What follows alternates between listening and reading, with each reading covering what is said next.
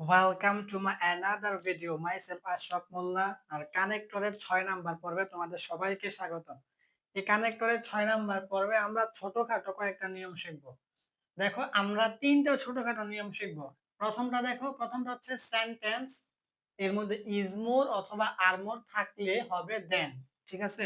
অর্থাৎ তুমি ধরো কানেক্টরস করতে গেছো, এখন কানেক্টরের মধ্যে একটা প্যাসেজ পাইছো, এখন একটা সেন্টেন্স, ওই সেন্টেন্সের মধ্যে তুমি দেখলা ইজ মোর আছে অথবা আর মোর আছে, তাইলে তুমি ডাইরেক্ট ওইখানে যে ড্যাশ থাকবো মানে শূন্যস্থানটা থাকবো, ওইখানে তুমি চোখ বন্ধ করে দেন লিখে দিবা, উত্তর হয়ে যাবে। ঠিক আছে? কি বললাম ভাইয়া, যে তুমি যখন নাকি দেখবা প্যাসেজের মধ্যে ইজ মোর আছে অথবা আর মোর আছে, ইজমোর অথবা আরমোর থাকলেই ওইখানে যে শূন্যস্থানটা বা ড্যাশটা থাকবো, ওইখানে তুমি চোখ বন্ধ করে দেন লিখে দিবা, উত্তর হয়ে যাবে। দেখো এক্সাম্পল দিচ্ছি যাতে সহজে বুঝো। এ টিচার ইজ মোর রেসপেক্টেড, তারপর হচ্ছে আমাদের দেখো ড্যাশ আছে আদার ম্যান। এখন এ মানে একজন, টিচার মানে কি শিক্ষক, ইজ মানে হয়, মোর মানে কি আরো, রেসপেক্টেড মানে কি সম্মানিত, তারপর হচ্ছে ড্যাশ আদার মানে অন্যান্য, আর মেন মানে কি মানুষগুলো। তাই এখন এখানে কিন্তু মেন আছে আমাদের, কিন্তু এম এ এন, এই মেন মানে কিন্তু মানুষ, এই মেন মানে মানুষ, আর এই মেন মানে কিন্তু মানুষগুলো, মানে একের অধিক বুঝাইবো আর কি। তাহলে এখন আমাদের এখানে আমি বলছিলাম একটা সেন্টেন্স তুমি দেখবা, এই যে একটা সেন্টেন্স, এই সেন্টেন্সের মধ্যে তুমি যদি দেখো ইজমোর অথবা আরমোর আছে, তাহলে এই দুইটার মধ্যে দেখো এখানে ইজমোর আছে, তাহলে আমি কি বললাম, ইজমোর অথবা আরমোর পারে তুমি কি লিখে দিবা, দেন লিখে দিবা। তাহলে এখানে দেন লিখে দাও। এখন এই দেন অর্থ কি, দেন অর্থ হচ্ছে তোমার চেয়ে। ঠিক আছে? দেন অর্থ হচ্ছে একটা আছে দেখো এরকম THAN, এই দেন মানে হচ্ছে তারপর। হ্যাঁ, THAN, এই দেন মানে হচ্ছে তারপর। আর এখন যেটা আমরা লিখছি উত্তর হচ্ছে THEN, এই দেন মানে হচ্ছে তোমার চেয়ে। ঠিক আছে? এটা তুলনা করা হয়, এটা হচ্ছে তুলনা করা হয়। এই এন থাকলে এই দেন মানে তারপর, তারপর হবে কোনো কিছু, এরকম অর্থ। আর এন থাকলে এই দেন মানে হচ্ছে চেয়ে, এটা তুলনা করা বোঝায়, যে তার চেয়ে সে ভালো, হ্যাঁ তাদের চেয়ে আমি ভালো, বা আমার চেয়ে তারা ভালো, এরকম তুলনা করাইবো। তাহলে দেখো a teacher is more respected than other man, একজন শিক্ষক হয় আরো বেশি সম্মানিত অন্যান্য মানুষদের চেয়ে, এরকম অর্থ। ঠিক আছে? তাইলে এটাই তোমাদের মূল বিষয়টা কি, তোমরা যদি দেখো সেন্টেন্সের মধ্যে ইজ মোর আছে অথবা আর মোর আছে এবং ওইখানে একটা শূন্যস্থান আছে, তাহলে ভাইয়া কি বললাম, চোখ বন্ধ করে তুমি ওইখানে কি দেন লিখে দিবা, উত্তর অটোমেটিক হয়ে যাবে।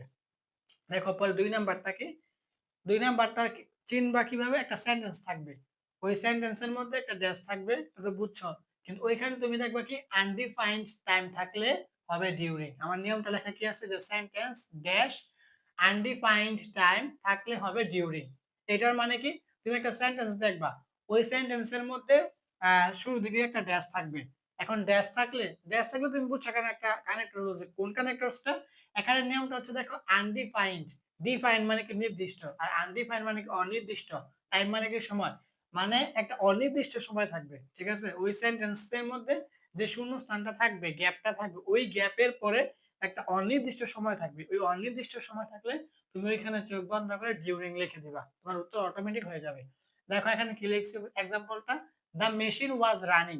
দ্য মেশিন মানে কি, মেশিনটা, ওয়াজ রানিং মানে চলতেছিল, দেখো ড্যাশ, তারপর হচ্ছে দ্য হোল নাইট, দা একটা আর্টিকেল, এটার অর্থ হচ্ছে নির্দিষ্ট, মানে নির্দিষ্ট করে বোঝাইবো, হোল মানে কি সম্পূর্ণ, আর নাইট মানে কি রাত। তাহলে বলতেছে দা মেশিন ওয়াজ রানিং মানে মেশিনটা চলতেছিল ড্যাশ দা হোল নাইট মানে সম্পূর্ণ বা সারা রাত ধরে।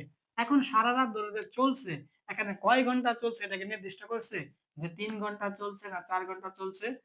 যে এরকম হতে পারতো, the machine was running for 2 hours, for 3 hours, for 5 hours, এরকম ২ ঘন্টা, ৩ ঘন্টা, ৪ ঘন্টা, এরকম কোনো কথা কিন্তু এখানে লেখা নাই। নির্দিষ্ট করে কিন্তু কোনো কিছু বলা নাই। তাহলে এটাই কিন্তু আমাদের হচ্ছে কি আনডিফাইন্ড টাইম মানে অনির্দিষ্ট সময়। তাহলে এরকম অর্থ হইছে না? হইছে। তাহলে এখানে ডিউরিং লিখে দাও। ডিউরিং লিখে দিলে তোমার উত্তর হয়ে যাবে। ডিউরিং। তাহলে আমাদের পুরো অর্থ কি হয়? The machine was running during the whole night. মানে মেশিনটা চলতেছিল সারা রাত ধরে। এরকম অর্থ। ঠিক আছে?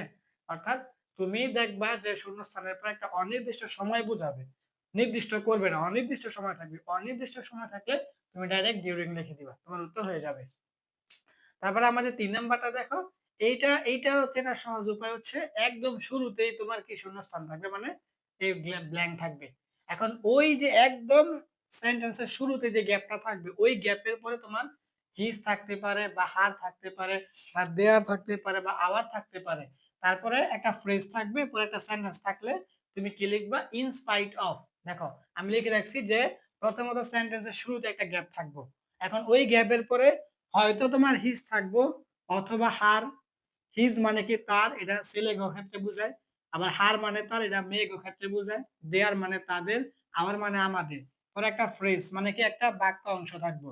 তারপর একটা সেন্টেন্স এই থাকলে কি হবে আমাদের? In spite of. তাহলে এটা একদম বুঝাচ্ছি দেখো। একদম সেন্টেন্সের শুরুতে একটা তোমার গ্যাপ থাকবো।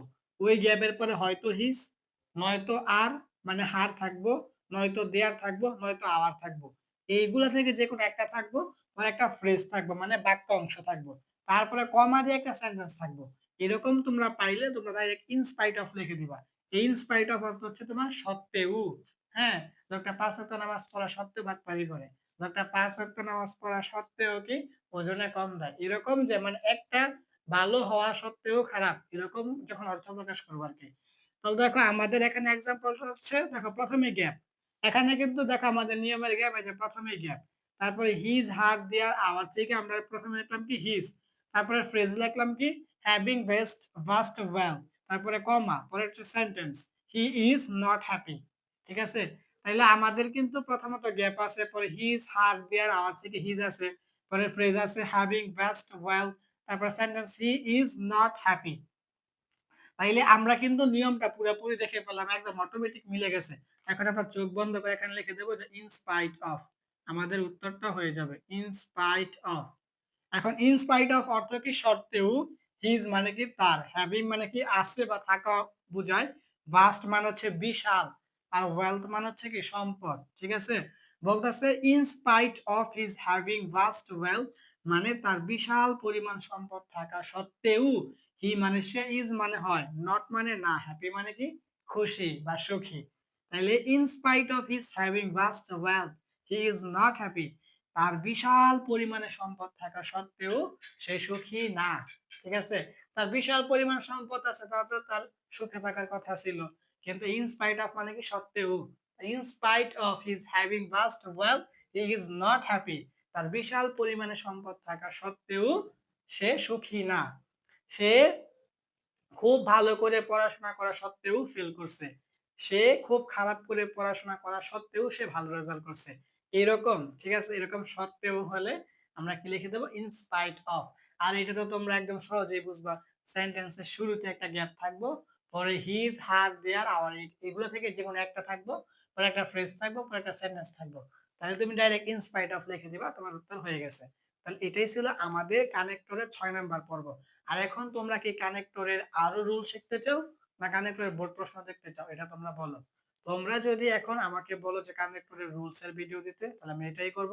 আর যদি বলো কানেক্টরের বোর্ড প্রশ্ন দিতে, আমি কানেক্টরের বোর্ড প্রশ্নই দেব। আর এই ভিডিওগুলা তোমাদের বন্ধুদের সাথে বেশি, বেশি শেয়ার করে দাও, যেন তোমরা শিখার পাশাপাশি তারাও শিখতে পারে। অন্য কোনো ভিডিওতে আবার তোমাদের সাথে দেখা হবে। সেই পর্যন্ত সবাই ভালো থেকো। আসসালামু আলাইকুম।